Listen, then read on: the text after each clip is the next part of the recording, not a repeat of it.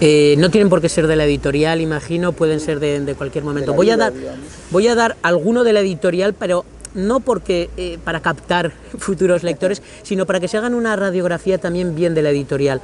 Hay dos libros fundamentales en Páginas de Espuma, en sus inicios. Uno fue una antología de microrrelato que hizo Clara Obligado, la escritora argentina, que se titula Por favor, sea breve. Ahí aprendí que la textura de la editorial debía tener dos orillas, y no me refiero solo geográficas, sino simbólicas.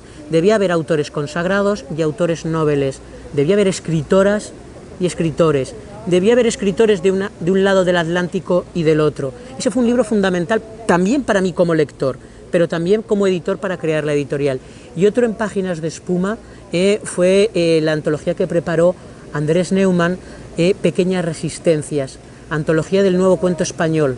Y digo que fue fundacional dentro de la editorial, no solo porque algunos de esos autores ahora formen parte del catálogo que aparecieron en esa antología, sino porque subrayo lo del subtítulo, antología del nuevo cuento español, pero había autores latinoamericanos que vivían en España, que publicaban, tenían hijos en España, trabajaban en España. ¿Qué es la literatura de un país? ¿Está marcada por la geografía o por los que realmente la enriquecen? Esos fueron dos libros muy, muy, muy importantes.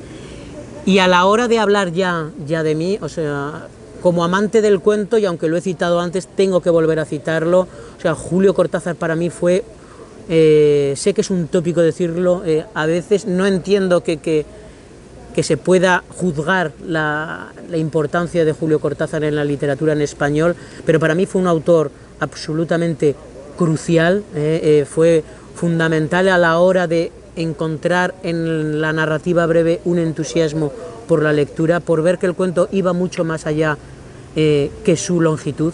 La longitud es lo que menos define un cuento. Y luego, para que no recele el autor, soy muy lector y he sido muy lector de la cartografía de la literatura rusa finisecular del siglo XIX. Ya no solo Chejov, del que hemos hablado, he sido muy lector de Dostoyevsky, me parece que es un escritor indudable, y luego he tenido un momento de lectura casi fanática por Kafka. O sea, me parece que hay un antes y un después para entender la literatura que fue con... y no me estoy refiriendo a las obras capitales, me refiero al universo creador de Kafka, tal y como él entiende la literatura. Y a los lectores jóvenes que nos están siguiendo, ¿por dónde orientaría para empezar por Dostoyevsky? ¿Qué nos recomendaría? ¿Por dónde empezar?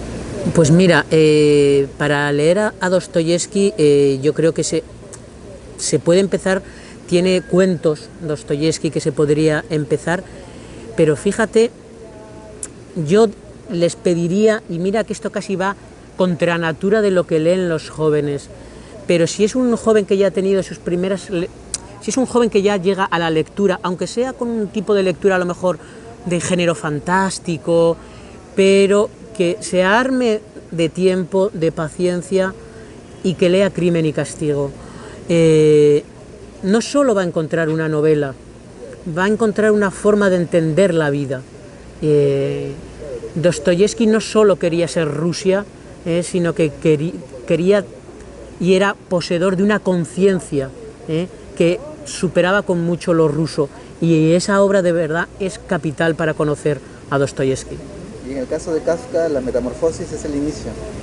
La metamorfosis es el inicio, y yo diría a ese mismo lector que es un buen texto para empezar a leer no solo a Kafka, sino la literatura universal. Además, si se sienta una tarde tranquilamente, lo va a leer de una sentada. Quizá no lo entienda del todo, pero lo maravilloso de un texto de Kafka es que la relectura vuelve a invitar a encontrar y a tener hallazgos distintos de lo que se ha leído.